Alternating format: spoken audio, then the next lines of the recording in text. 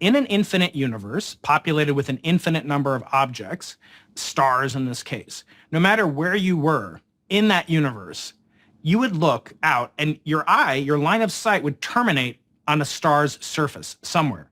They might be really far away, but eventually your eye would come to rest on a star. So that would mean that it's a paradox that our night sky, we have during the day, we see just one star, but even at night, we don't see any stars that are or the night sky's intensity is nowhere near as close as the surface of the sun, let alone the infinite intensity of an infinite number of suns.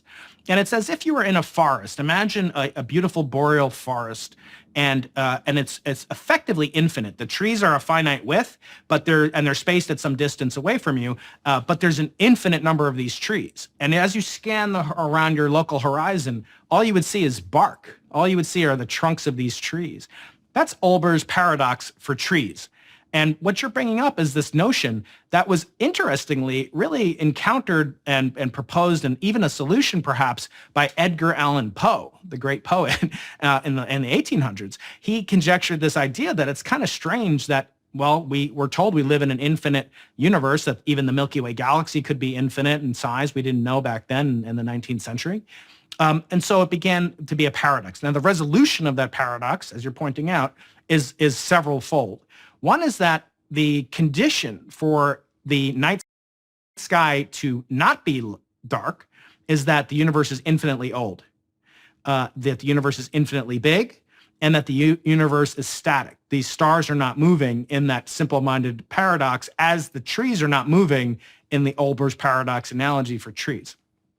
Those trees are stationary. The forest is infinite, and the light has had enough time to travel to your eyes because the universe is infinitely old.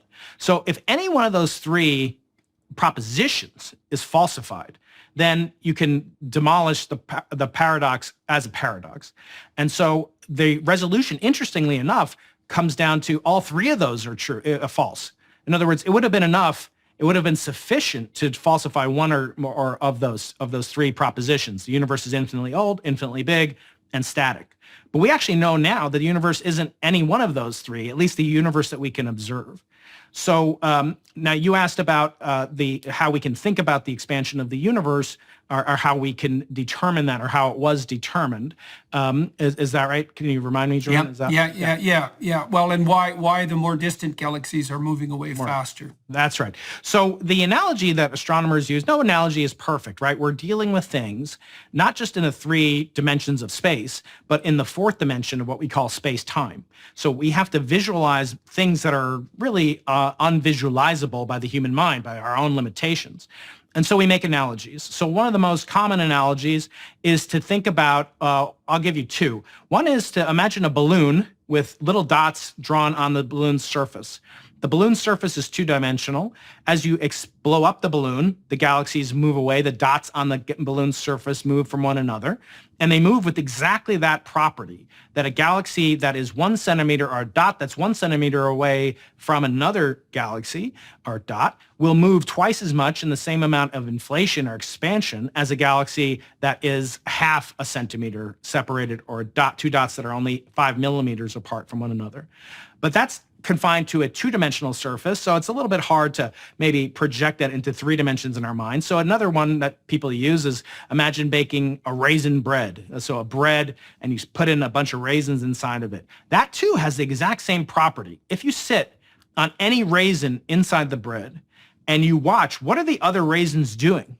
That all will be observed to move away from you. There won't be any gravitational attraction between you and another raisin. So you'll actually observe what's like a perfect expansion of the universe from your perspective. Remember, I said there are about 20 or more galaxies that are gravitationally attracted to the Milky Way, and they are blue shifted because they're falling towards us and will eventually combine into an enormous mega galaxy called Milkdromeda someday. But that doesn't happen for raisins or for dots in a balloon. So the law that describes that type of expansion in either a raisin bread populated with raisins in 3 dimensions, or a balloon dotted with magic marker marks in 2 dimensions, those two phenomena are exactly displaying what's called Hubble's law. which is the velocity of every galaxy we see beyond a certain distance. That's a minimal distance that we don't have gravitational interactions between us and them. That galaxy will be moving away directly proportional to what's known as Hubble's constant. So the velocity in meters per second, miles per hour, furlongs per decade, whatever you want, will be directly linear. It's the simplest law imaginable besides just a constant. It'll be moving linearly proportionate to its distance away from you. And that's a fascinating observation. And that's the only type of observation that can produce the type of structures that we see in the universe. In other words, it could have been traveling as the velocity scaling as the square of the distance, the cube of the distance, the square root of the distance, whatever. We would live in a much, much different universe, and it wouldn't have any of the characteristics that we observe.